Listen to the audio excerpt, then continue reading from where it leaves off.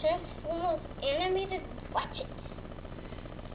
Hey everybody, today I would like to ask you about the Transformers animated Ratchet.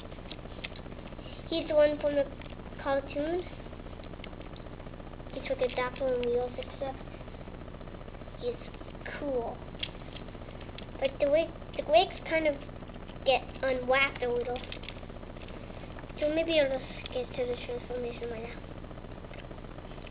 As you see, first you gotta take out the legs. They magically appear. And now the arms have to come out. The head can't show yet. After you press down on this Autobot signal, and the head pops out.